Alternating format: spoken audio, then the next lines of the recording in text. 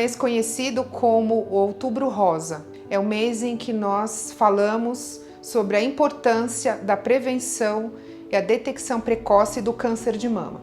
Então é muito importante que nós reforcemos aqui algumas rotinas que as mulheres devem ter no seu autocuidado e cuidado das mamas. Então eu gostaria de começar falando da importância da mamografia. A mamografia, como a maioria de vocês sabe, é um exame feito por meio do equipamento chamado mamógrafo, é uma radiografia das mamas. A mamografia consegue identificar lesões pequenas, que podem ser nódulos ou calcificações, e se essas lesões apresentam alguma característica suspeita, então isso pode ser um sinal indicativo de uma lesão que pode ser um câncer. A mamografia, ela levanta a suspeita para alguma lesão diferente, mas somente após uma biópsia é que o diagnóstico pode ser confirmado. As mulheres não devem se assustar quando tem um laudo de mamografia, por exemplo, com uma categoria BIRADS 4, que é uma categoria suspeita. Depois de um exame alterado, a mulher deve ir a seu médico, retornar a seu médico, ao ginecologista ou ao mastologista, para então ser orientada qual melhor biópsia para o tipo de lesão suspeita que apareceu na sua mamografia. A mamografia deve ser realizada anualmente naquelas mulheres a partir de 40 anos, aquelas mulheres que têm o risco habitual. Mulheres de alto risco ou mulheres que já tiveram a doença devem seguir a orientação do seu médico. Então, a mamografia, mais uma vez, é o exame para a detecção precoce do câncer de mama. Ela não é uma vacina, ela não vai impedir que a mulher tenha a doença, mas ela vai possibilitar que o diagnóstico seja feito no início, quando o tratamento, tanto cirúrgico quanto medicamentoso, seja o menos agressivo possível. Então as mulheres vão ter uma pequena cirurgia da mama, por exemplo, em vez de perder a sua mama, e a grande maioria das vezes elas vão evitar serem submetidas à quimioterapia se esse tumor for descoberto principalmente abaixo de 1 centímetro.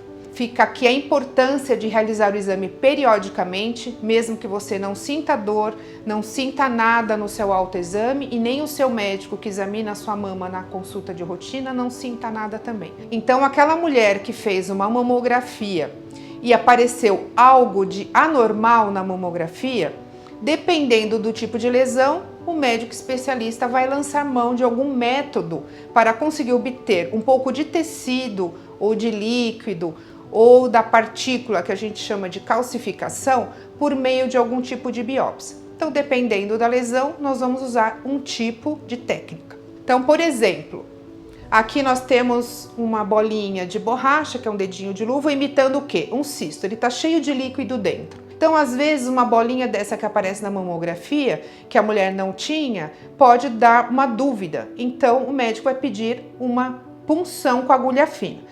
E a punção com agulha fina é feita com uma seringa igual a que a gente colhe sangue, né? O médico identifica a posição dessa bolinha, muitas vezes com a mão ou com a ajuda de um ultrassom, e vai fazer uma aspiração depois de fazer uma pequena anestesia local.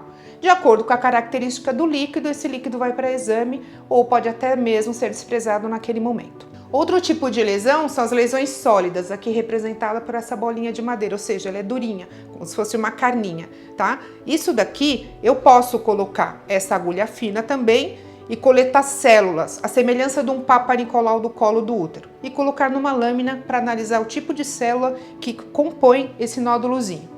Eu posso fazer a punção com agulha fina e posso usar uma agulha um pouquinho mais grossa, que ela vai conseguir me tirar um pedacinho desse nódulo. Esse pedacinho funciona como uma biópsia, quando a gente tira, por exemplo, uma pinta da pele. Esse material vai ser colocado num potinho com formol e vai ser submetido a uma análise anatomopatológica, como a gente chama tecnicamente, e vai dizer se aquele nódulo é benigno, se é maligno, e às vezes tem atipia, o que é uma coisa intermediária e vai precisar de mais exames para esclarecer. Mais recentemente nós temos um exame que chama biópsia a vácuo, que, como o próprio nome diz, ele usa um sistema de vácuo para tirar o material. E a gente usa isso numa lesão que nós chamamos de microcalcificações agrupadas suspeitas, né? Fica parecendo um grãozinho de sal na mamografia e isso a gente só consegue obter por meio da biópsia a vácuo. Uma coisa que sempre dá dúvida também para as pacientes é a questão de mama densa e mama gordurosa. Então aqui eu tenho um desenho esquemático que conforme eu mexo, a mama fica mais branca ou mais escura. A mama mais branca é a mama densa, a mama com mais tecido fibroglandular. E a mama densa, ela pode ocultar lesões. Então, dependendo do seu padrão de mamografia, pode ser que o ginecologista ou o mastologista peça um ultrassom complementar à mamografia. Vejam bem, o ultrassom nunca é usado isolado como método de rastreamento, mas depois da mamografia pode ser que o médico peça para você fazer um ultrassom para complementar. E o ultrassom vai conseguir identificar algum nódulo que esteja escondido nessa área de tecido fibroglandular que é branco. Quando a mama é mais gordurosa, ou seja, aquela radiografia mais escura, a mamografia é mais sensível. Então, na maioria das vezes, ela será o único exame solicitado.